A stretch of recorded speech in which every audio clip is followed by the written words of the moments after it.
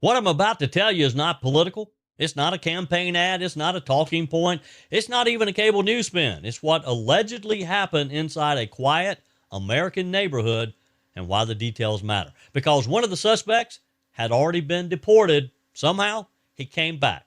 All right, so let's slow this down. Here's what happened. Greenville, North Carolina, Pitt County, a suburban street, quiet. The kind of place where neighbors wave from the driveway. They rock on the front porch in the swings, and kids ride their bikes before sunset. Sometime overnight last week, according to authorities, 3 men allegedly broke into a home. They carried out what federal officials are calling a real-life nightmare. Authorities say the victim was restrained, beaten, sexually assaulted, and had his fingernails ripped out. He survived, fortunately. He's recovering. But imagine that for a second. You go to bed in your own home, and you wake up inside something that sounds and feels like a horror film. It's not a political headline. It's the trauma. Now, before we go any further, if you value serious conversations without the screaming, take a second, hit that subscribe button. We break down stories like this without spin, without slogans, without ignoring hard questions, and I genuinely want to hear your thoughts in the comments because this conversation matters. Now, let's keep going here. According to the Department of Homeland Security, 2 of the suspects are Mexican nationals in the country illegally. We've heard this story, haven't we? One of them, Jonathan David Garcia Larios, had previously been deported in 2024. Deported. And then somehow he comes back. He re-enters the United States. Authorities say they do not yet know exactly when or how. That's not a small detail. That's the detail. ICE has issued detainers. They're being held without bond.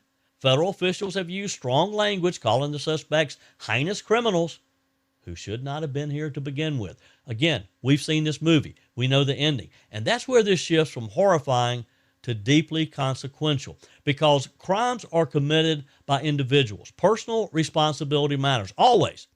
But systems matter too. When someone has already been deported and then allegedly commits a crime this violent after re-entering, tearing someone's fingernails out, the question becomes, how did that happen?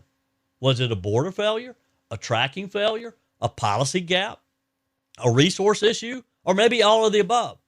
Those aren't partisan questions. It doesn't matter if you're a Republican or a Democrat. They're structural ones, and they're things that we have to be able to defend. We have to be able to make sure they don't happen. This is why what ICE is doing right now is so important. These are people that should not be here.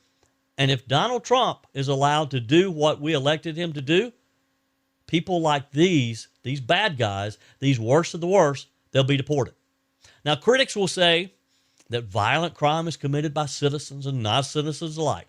That's true to a degree. But here's the tension. Immigration debates often center around labor markets, humanitarian obligations, workforce shortages, asylum backlogs, big picture policy conversations.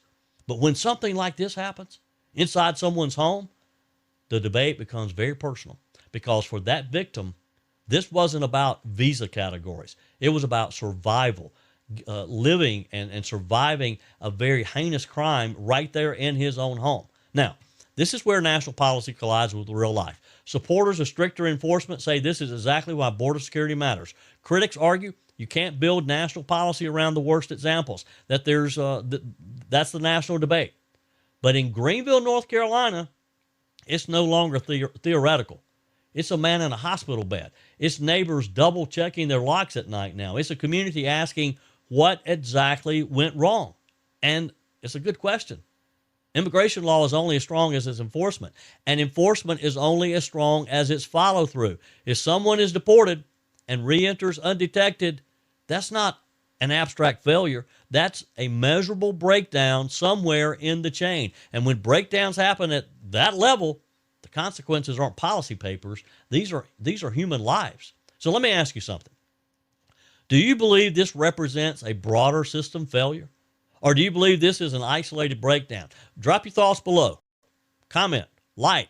Love to hear from you. Because we can disagree about losing our minds, and if you appreciate conversations that don't treat you like you're incapable of nuance, hit like on this video. Be sure and subscribe to the channel. It helps more than you realize. The legal process will unfold.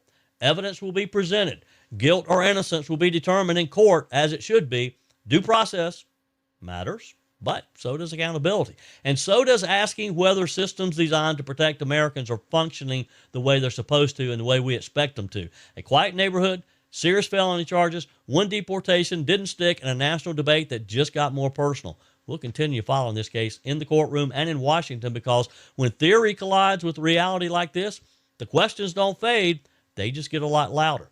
If you want to hear clear breakdowns like this, no hysteria, no slogans, subscribe. We're just getting started.